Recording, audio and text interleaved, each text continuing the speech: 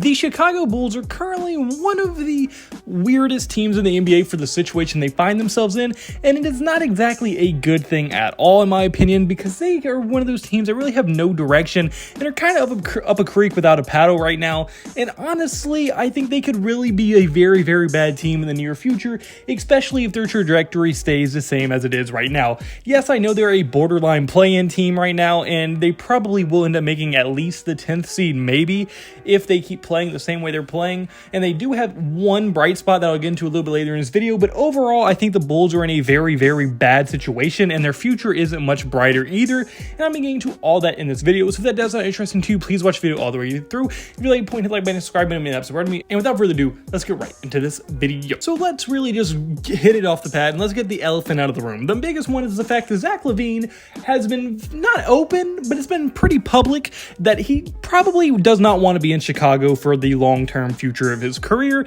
and he even was in a lot of trade rumors going into this trade deadline. He wasn't playing with the team at all, even though some teams said he wasn't really as injured as he said he was, and he is currently not playing for them right now, so he has missed a lot of games. He's been part of a ton of trade rumors, and there's been a lot of rumors that he no longer wants to be in Chicago as well, and with all those rumors surrounding your best player on the team, that is never good for you. We've seen this happen many and many times in the NBA when Kawhi Leonard wanted to trade, when Anthony Davis wanted to trade, and many other times as well. So usually when these type of things happen, the very near future is not very bright for that team, and it's probably going to be very similar for the Chicago Bulls, because if Zach LaVine ends up getting traded or walks in free agency, then that means DeMar DeRozan probably isn't far behind him either, as he's another guy who's been involved in tons and tons of trade rumors, even going into this trade deadline. Many teams even called in about him, so really I don't think DeMar's future either lies with Chicago. I think he'll be gone the second Zach LaVine leaves, or maybe even before if they trade him or something, or he leaves in free agency. And I think a team like the Lakers would love to have a guy like DeMar,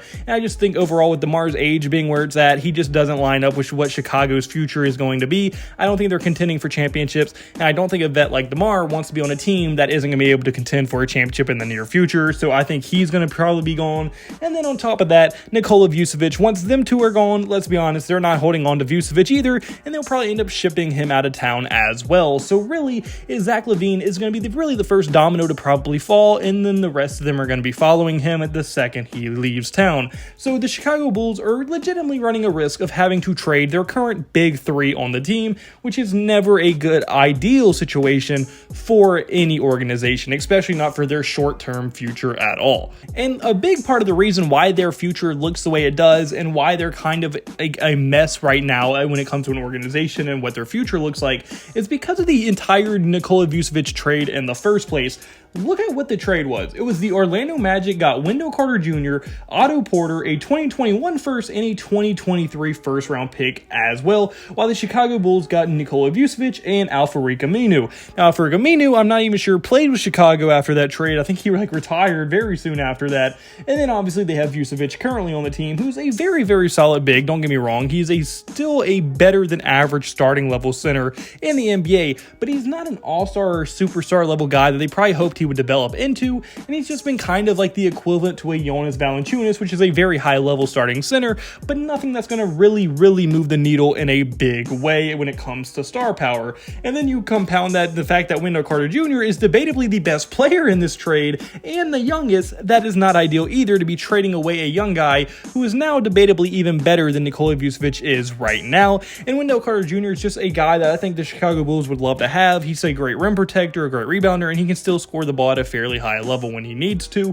So I think Wendell Carter Jr. probably projects to be the best player in this in this trade right now. And then to make things even worse, that 2021 first round pick became Franz Wagner of the Orlando Magic, who at only 22 years old is a borderline all-star level player and a 20-point per game scorer, and only his third year in the NBA, which is extremely good. And then that 2023 first round pick turned into Jet Howard, who who, although a lot of you probably don't know who Jett Howard is, he is out of Michigan and is currently destroying the G League, averaging 20 points per game, 4 rebounds per game, and 3 assists per game on very, very good efficiency, and even his ceiling is fairly high. Now, I think he'll be a role player, but when you look at the fact that you probably traded Wendell, a future all-star in Franz Wagner, and a potential other solid role player in Jett Howard for Nikola Vucevic, that makes the trade look very, very rough. And then you also add in the fact that they also traded Otto Porter, who was a vital role player on the Golden State Warriors championship team after that trade.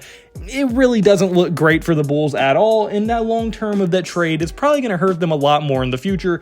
Now, yes, the picks have already been used, but I'm sure the Bulls would love to have guys like Franz Wagner on their team opposed to having Vucevic at this point. And overall, I just think that trade is really a big reason why their future has looked the way it currently looks. And I don't think Nikola Vucevic, I don't think that trade has worked out, and I think that they probably wouldn't do it if they had 2020 hindsight and could look back in the future before the trade happened. I don't think they would have pulled the trigger on it, and I think it is, like I said, a huge part of the reason why their future is such a mess as of right now, and how their current situation has gotten to the point that it has as well. And really, even outside of just their stars who have been rumored to want to leave Chicago and be in a lot of trade rumors, even outside of them, this team just has zero direction. It is just a complete question mark. Like Lonzo Ball's knee, dude. He's been out for literally 2 seasons, going on a 3rd season of just not playing because of his injury. Now, is that his fault? Is that Chicago's fault? No, but it is a very shitty situation for a starting point guard that you paid a lot of money to be in that situation of him constantly being injured and just not being able to play for your team. That is a very bad situation to be in. Now, yes, if Lonzo can come back and be the Lonzo of old, he'd be still a very solid player for them. But that is very unlikely after 2-3 years missing of just not playing basketball and really probably not doing basketball activities because he's been injured the entire time. He's probably not going to come back as the same guy. And it would probably, if he ever even gets back to that, it would probably take him almost a whole year just to get back in shape and really get back into the way that he was playing before his injury.